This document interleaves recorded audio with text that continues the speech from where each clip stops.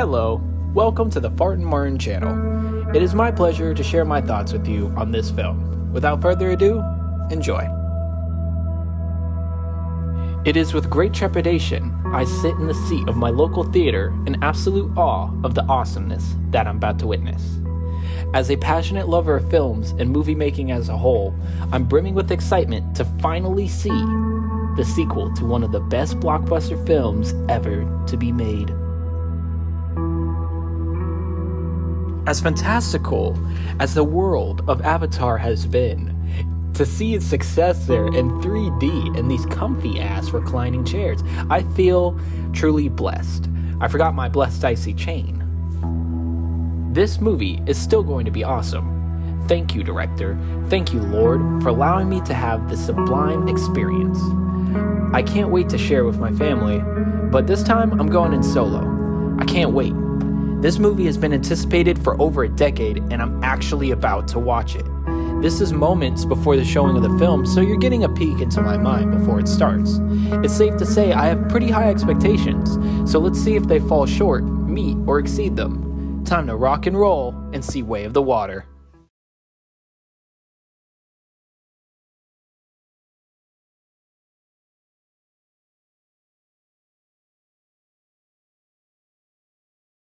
I have just finished the movie, and without a shadow of a doubt, I can confidently state that it is one of the best movies I have ever seen. The visuals were absolutely breathtaking.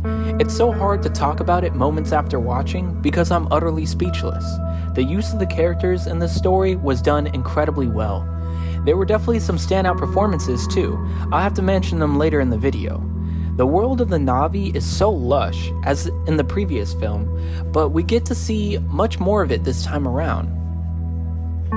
I want to preface this review by stating that I believe the film's best strengths are the world building and exploration of themes shown and expressed visually. I love the motto, show, don't tell, and that's exactly what this film does. It doesn't bog you down with assloads of exposition, but rather it lets characters move the story with believable interactions and reactions. There was never a time in the film that I thought a character acted solely in the service of the plot. This kept the immersion up for me, and that's always a positive. That's not to say I didn't have some critiques on the story, but the directing, characters' performances, and writing allows you to stay plugged into what's going on, which is incredibly impressive given the long runtime of this movie. I'm going to go further in depth on Way of the Water, and do a true character and plot analysis in the spoiler section of the video. I'll put a timestamp for that, but for right now, I want to do a little more general reviewing for those who haven't seen the film yet. Okay, so firstly, this movie does feel like a true sequel to the first film in more ways than just its release date. It truly feels like an evolution of the world and characters in it. The directing and narration at the beginning of the film sets up this grand scale epic that is about to unfold in this mystical and biblical way. It feels so unifying, so realistic. That is one of the things that Avatar has truly set a high standard of, realism. Not only in the application of the breathtaking next-gen visual effects, but in the approach to this alien world. This alien world that is not so alien, and perhaps embodies the very beauty of what it means to be alive.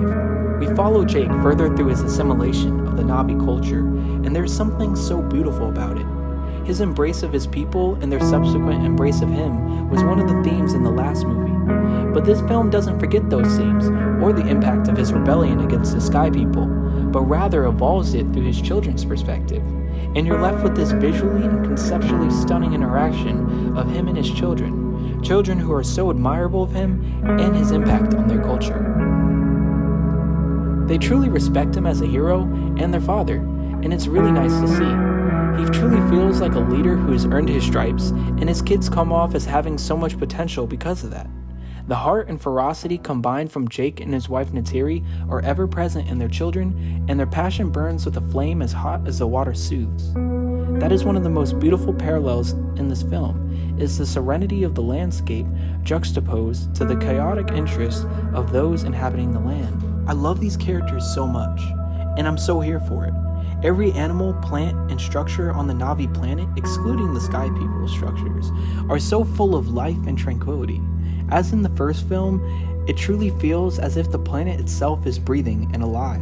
I believe breath is one of the many themes explored in this movie, and the subversion of your expectations of these themes are done very well. In this movie, there is love, there is loss, and ultimately, there is life. You get to explore the world of the Na'vi again in so much more depth than before. Before we get into any of the spoilery stuff, I want to make some quick notes on some of the experiences I had during the film. There was a moment in the latter half of the film where I felt my energy waning a bit, possibly due to the runtime and the fact that I was watching in 3D. But I instantly felt revitalized because it was like a quick mental check that even though I was feeling a bit fatigued, the story is exceeding my expectations around every corner, keeping me plugged in. You are always asking yourself something or being shown something new as you're going through the plot, so you're never left waiting or thinking too long. It gives you a lot to experience and makes it worth the watch time. I will say, at first, I was really kind of bummed because it was my first time watching a movie in 3D since I was a kid, like 10 plus years ago, and I just found it really distracting at first. I can't help but feel I cheated myself out of some much needed clarity in a lot of scenes, but at a certain point, it just encouraged me to focus more on the developments, and in the latter half of the movie, the 3D wasn't much of an inconvenience, rather it strengthened some scenes where it brought me more of that on-screen magic, if you know what I mean. But yeah, if it's your first time watching it, I would recommend either standard or IMAX viewing, then go with a 3D rewatch, because again, I lost a lot of detail for the 3D experience, and it was distracting me a bit more than I thought it would. With that being said, it isn't much of a problem because that will give me a lot to look forward to on a rewatch with the family in the future. I'm sure I'll pick up on a lot of details that I might have missed the first time around, but what I didn't miss is the passion coming off screen, touching you far closer than the 3D glasses ever could.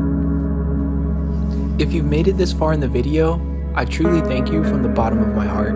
It means so much to me to have people listen to my thoughts on a film, and I'm gonna have a more in-depth conversation with you guys on a live stream about this soon.